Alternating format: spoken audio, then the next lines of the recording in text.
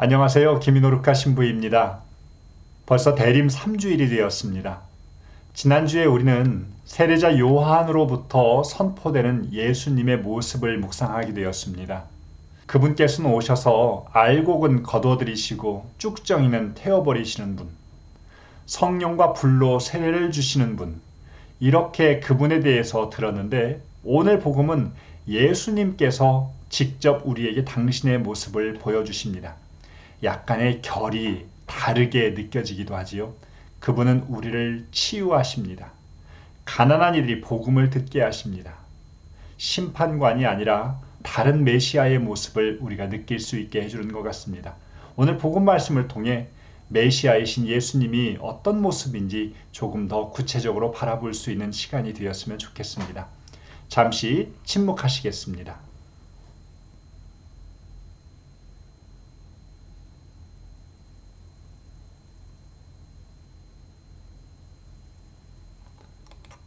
성령을 청하는 기도 함께 바치겠습니다. 성부와 성자와 성령의 이름으로 아멘.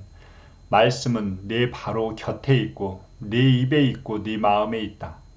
주님, 성령의 빛으로 저희의 눈을 여시어 주님의 길을 보게 하시고 저희 귀를 여시어 생명의 말씀을 듣게 하소서. 아멘.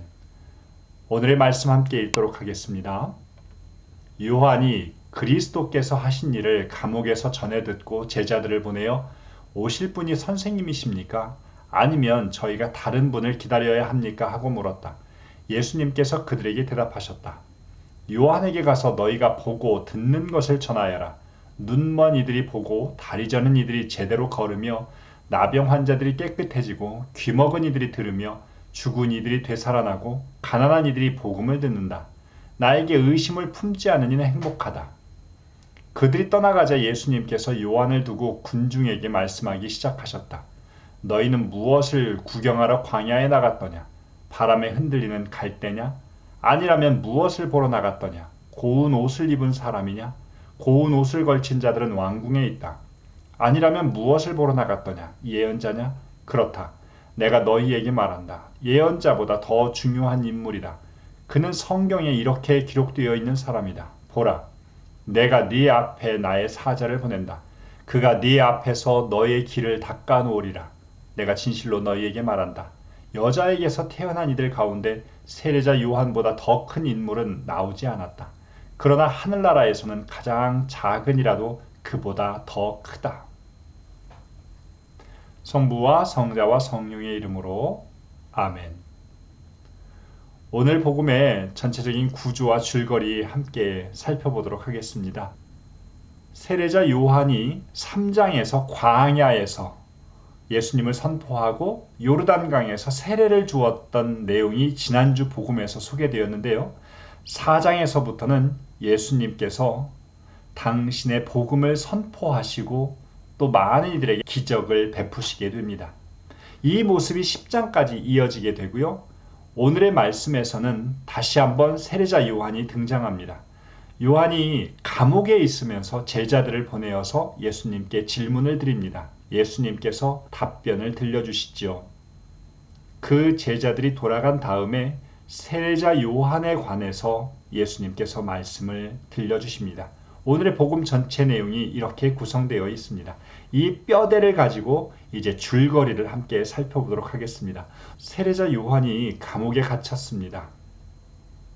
우리가 너무나 잘 알고 있듯이 헤로데 왕은 예수님이 태어났을 때 그 지역의 갓난아기들을 다 죽이라고 했던 왕이 있었죠. 그의 아들이 있었습니다. 헤로데 안티파스라고 하는데요. 그가 이혼을 하고 다른 사람하고 살려고 했기 때문에 세례자 요한은 그에게 그렇게 하면 안 된다고 직언을 하게 됩니다. 그러한 요한을 감옥에 가두게 되지요. 감옥에 갇혀 있으면서도 세례자 요한의 관심은 메시아였습니다. 요한은 제자들을 보내어 예수님께 그 질문을 하도록 이야기합니다. 오늘 복음에서 요한이 갇혀 있다는 감옥은 이런 형태입니다. 이 지역의 이름이 마케루스라고 합니다. 사해 부근에 있는 것입니다. 이게 광야 지역에 굴로 파져 있는 곳에서 사람이 살기도 하고 이렇게 감옥의 형태를 갖추기도 했습니다. 예수님께서 그 제자들에게 너희가 보고 듣는 것을 그대로 가서 전하라고 이야기합니다. 눈먼 이들이 보고 다리 저는 이들이 제대로 걸으며 나병 환자들이 깨끗해지고 귀먹은 이들이 듣고 죽은 이들이 되살아나는 것, 그리고 가난한 이들이 복음을 듣게 되는 것, 바로 이것을 보고 듣는 것이라고 표현하면서 그것을 그대로 요한에게 가서 전하라고 합니다.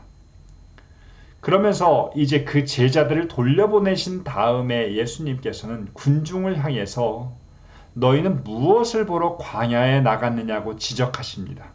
바로 예언자를 보러 나갔다라고 하는 것을 다시 한번 상기시켜 주시지요. 그 예언자를 예수님께서는 가장 큰 인물이라고 이야기합니다.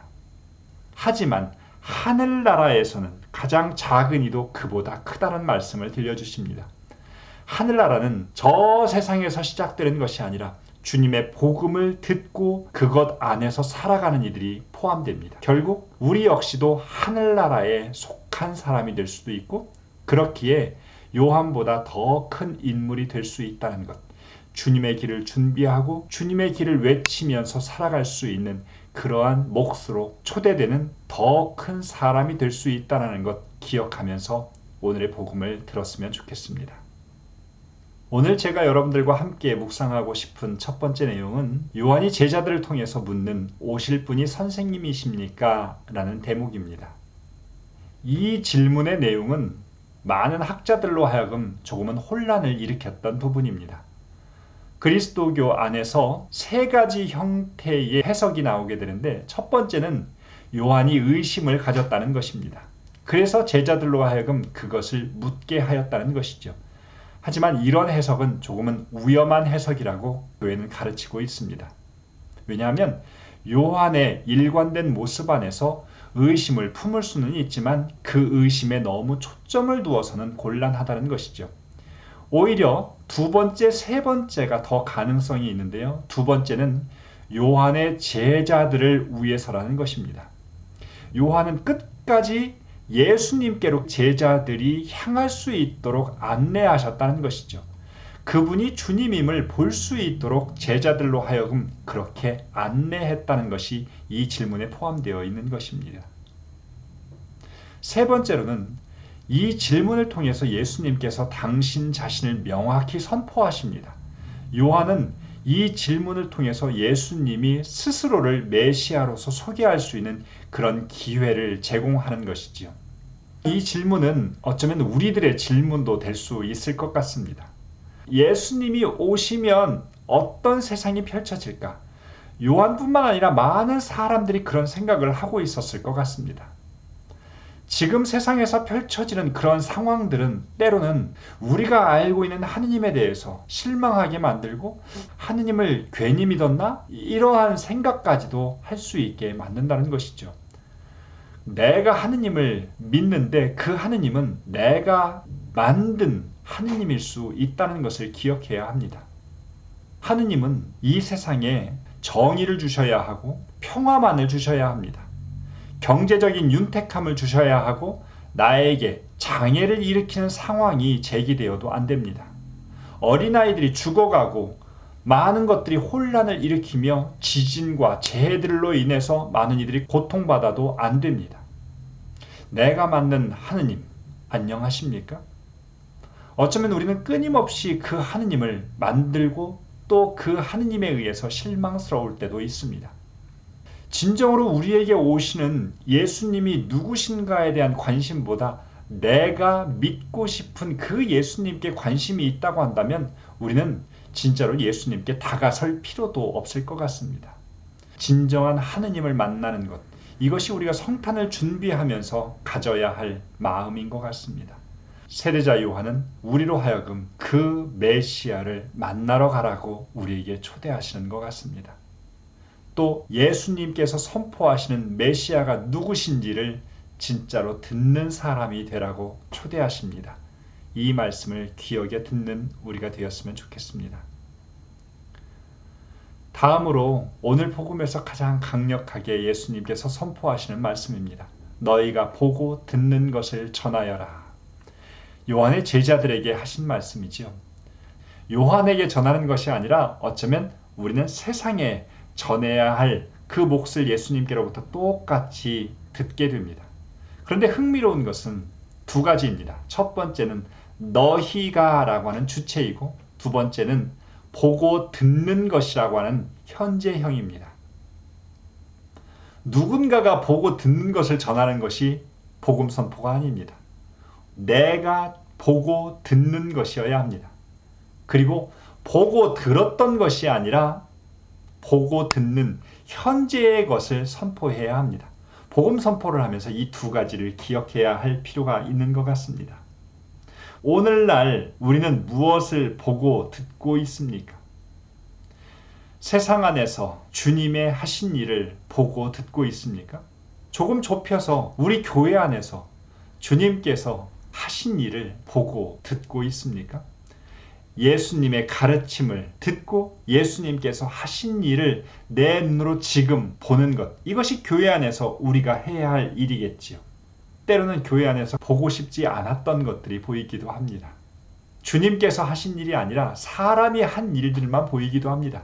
그래서 조금 교회로 깊이 들어가면 나 안 볼란다 하면서 뒤로 빠지기 일쑤이지요. 너무 실망스럽고 가슴 아픈 일들이 벌어질 때도 있기 때문입니다. 그렇게 바라보는 교회는 결코 주님의 가르침과 행동을 볼 수 없는 곳이 되어버립니다. 교회 안에서 여러분들에게 슬픔을 가져다 주는 일들이 보이거든 한 발자국을 더 들어가십시오. 예수님께서 그 안에서 어떠한 일을 하시려고 하시는지 그것을 우리는 바라보아야 합니다. 오늘날 교회가 쇄신되기 위해서 하느님께서 이 교회 안에서 지금 어떤 일을 하고 계시는지 이것을 보아야 하겠지요. 보고 들었던 것, 이것이 아니라 지금 보고 듣는 것이어야 합니다. 이기적이었던 사람들이 타인을 생각하고 욕심 많았던 이들이 이제 돈만이 아니라 다른 것에도 관심을 쓸 수 있는 것, 능력을 가지고 있었던 사람이 누군가에게 베풀기 위해서 자신의 능력과 가진 것을 쓸 수 있는 것, 이것이 오늘 우리가 보고 듣는 하느님의 일이 아닌가 싶습니다. 욥기에 보면 욥이 이렇게 기도하는 대목이 나옵니다. 당신에 대하여 귀로만 들어왔던 이 몸, 이제는 제 눈이 당신을 뵈었습니다. 사람들이 말했던 그것을 들었던 이 귀, 사람들이 이야기했던 그것만 보았던 것, 이제는 주님께서 직접 보여주시고 들려주시는 그 귀와 눈을 가지고 살아가는 신앙인들이 되었으면 좋겠습니다. 우리의 눈과 귀가 주님께서 보여주시는 것을 보고 듣는 그런 귀가 될 수 있도록 교회에 또 세상에 또 성경에도 또 이웃들을 향해서도 그렇게 나아갈 수 있는 여러분들이 되시기를 바랍니다. 마친 기도 하도록 하겠습니다. 당신 말씀은 제 발의 등불, 저의 길의 빛입니다. 주님, 저희가 성경을 생명의 말씀으로 믿고 기도하며 살고 선포하게 하시어 언제나 성령 안에서 평화와 기쁨을 누리게 하소서. 아멘. 성부와 성자와 성령의 이름으로 아멘. 감사합니다.